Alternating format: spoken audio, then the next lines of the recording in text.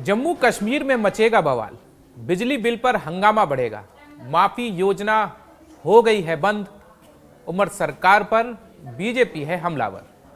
नमस्कार, न्यूज 18 के social media platform पर आपका स्वागत है। मैं हूं धीरज कुमार दुबे। जम्मू कश्मीर में नया बवाल मचने वाला है।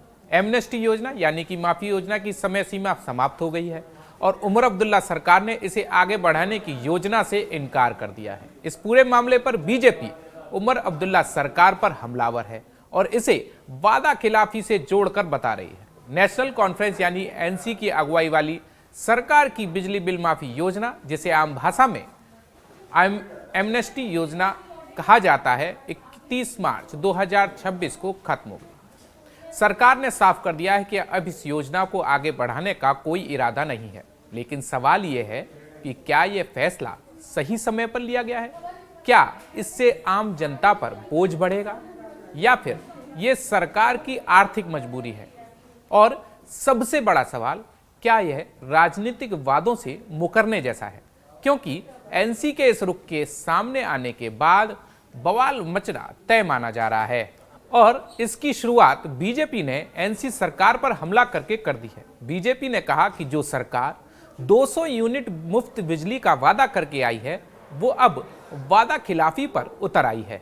बिजली बिल माफी योजना को राज्य सरकार ने उन उपभोक्ताओं के लिए शुरू किया था जो लंबे समय से अपने बिजली बिलों का भुगतान नहीं कर पा रहे थे। इस योजना के तहत घरेलू उपभोक्ताओं को बकाया राशि पर लगने वाले ब्याज और सरचार्ज में छूट दी जाती थी, जिससे वे अपनी मूल राशि का भुगतान कर सकें। सरकार का दावा है कि इस योजना के चलते हजारों लोगों ने अपने पुराने बकाए चुकाए हैं और बिजली विभाग को काफी राहत मिली है। एनसी के प्रवक्ता इमरान नबी डार का कहना है कि इस योजना को पिछले 2 सालों में 2 बार बढ़ाया जा चुका है और अब इसकी आवश्यकता नहीं है। देखिए, हमको ये समझना पड़ेगा कि ये जो स्कीम थी, ये ऑलरेडी इसकी एक्सटेंशन जो उमर साहब की तरफ से 2 साल इसका एक्स्ट्रा एक्सटेंशन आ गया था और इस स्कीम में बहुत लोगों ने फ़ायदा उठाया। ये कन्फाइंड बीपीएल और एआईवाई तक नहीं थी, ये एक जो एपीएल है, जो अबव पॉवर्टी लाइन वाले हैं, जैसे ऐसे सारिफीन who come above poverty line, वो भी, उन्होंने भी अवेल किया इस स्कीम को।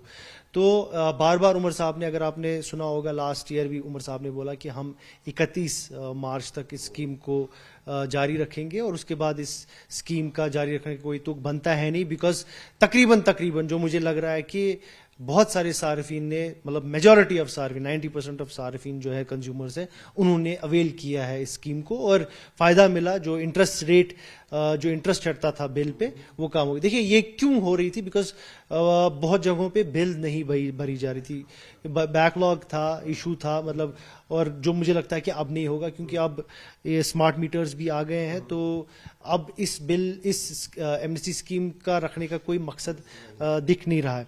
हाँ, अगर कहीं पर कोई जेन्युइन इशू कहीं पे फ्लैग होगा तो मुझे नहीं लगता है कि सरकार इतनी हार्टलेस है कि उस इशू को ऑन ह्यूमैनिटेरियन बेसिस नहीं देखा जाएगा। उनको बिल्कुल ह्यूमैनिटेरियन इश्यूज पे देखा जाएगा। अगर कहीं पे जेन्युइन कोई इशू है, उसको बराबर तरीके से देखा जाएगा। लेकिन विपक्ष इस फैसले से पूरी तरह असहमत है। बीजेपी के प्रवक्ता अल्ताफ ठाकुर ने सरकार पर तीखा हमला बोलते हुए कहा कि यह फैसला सरकार की विफलता को दर्शाता है। एनसी ने चुनाव के दौरान 200 यूनिट मुफ्त बिजली देने का वादा किया था और स्मार्ट मीटरिंग का विरोध किया था, लेकिन दोनों ही वादे झूठे साबित हुए। अब जो लोग आर्थिक रूप से कमजोर हैं, उनसे यह राहत भी छीन ली गई है। इस वक्त हमारे साथ भाजपा के लीडर स्पोक्सपर्सन अल्ताफ ठाकुर जुड़े हैं। ठाकुर साहब, किस तरह से देखेंगे?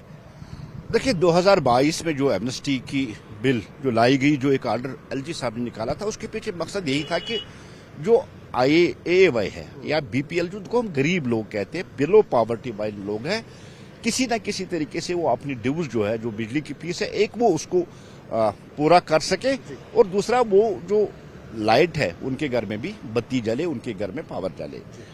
और 2022 से आज तक ये कंटिन्यू रहा। लेकिन बदकिस्मती की बात है, वो गवर्नमेंट जो 200 यूनिट बिजली फ्री दे रही थी सब लोगों को, उसके बाद एआईवाई, फिर उनको भी बंद कर दिया और आज एमनेस्टी स्कीम भी इन लोगों से वो छीन रहे, उन गरीब लोगों से, उन एआईवाई, उन बीपीएल लोगों से, जिनकी उम्मीद और आस यही थी कि गवर्नमेंट थोड़ा सा इसमें रिड्यूस करके हम ये बिल वे कर सके ताकि हमारे घर में भी बत्ती जले, हमारे घर में भी पावर जले।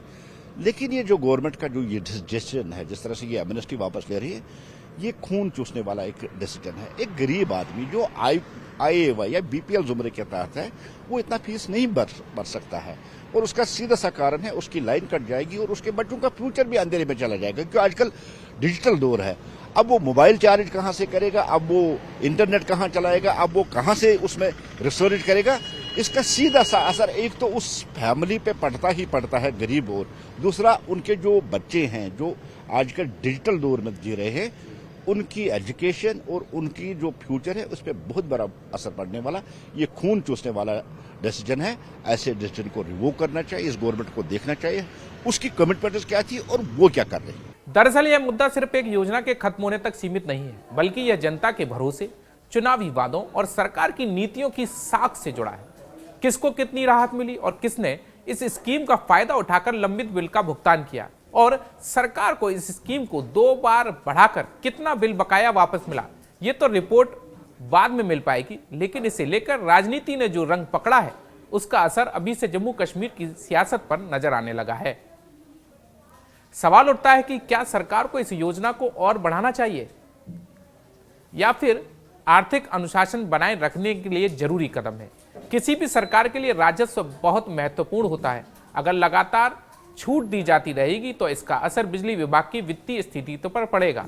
लेकिन साथ ही में यह भी जरूरी है कि कमजोर वर्ग के लिए कोई वैकल्पिक राहत व्यवस्था हो। मतलब मामला एक संतुलन बनाने का है, जहां सरकार अपनी आर्थिक मजबूरी देखे और दूसरी तरफ जनता को की जो जरूरत है उसे भी समझे।